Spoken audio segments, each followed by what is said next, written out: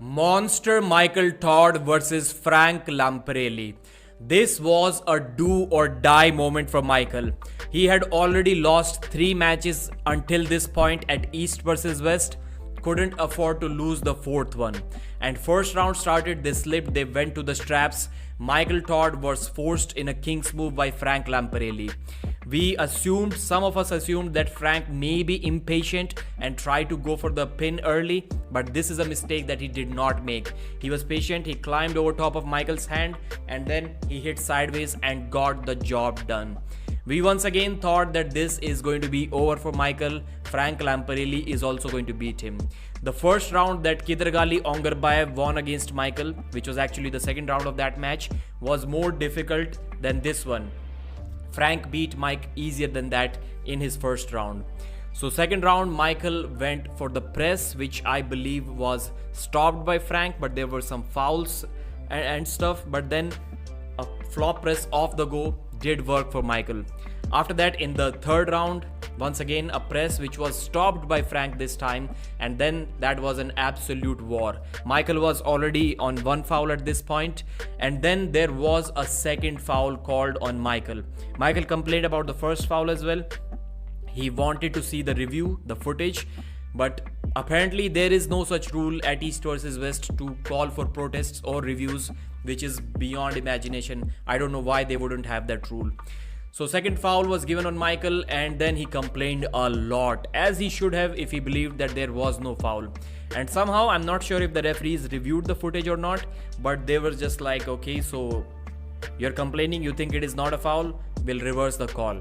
I don't know how that worked out, but the call was reversed, and this time Michael's press worked, and the score, instead of being 2-1 to Frank, was actually 2-1 for Michael Todd.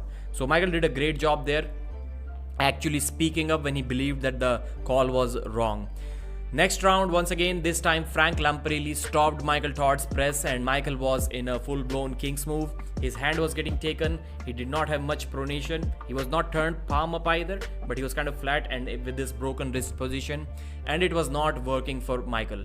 Then he kind of intentionally did an elbow foul, smart move, got the restart, and off the restart, he hit him with a flop press and won the match 3-1. And Michael was really emotional. He literally started crying during his winning speech. He wanted that win so bad. He was in an emotional state and he got the job done. Happy for Michael, but this match, Michael will not like if he somehow hears this video. It does not prove much for him because Frank Lamparelli is a hand-based arm wrestler. His arm is not that powerful. It's not at the elite level of the 115 kg class. His hand is, but not his arm. And how did Michael win all of his matches? With a flop press through Frank's arm. And when Michael was stretched out, he literally couldn't do anything from that position. He couldn't even get the match in the center once he was knocked off center.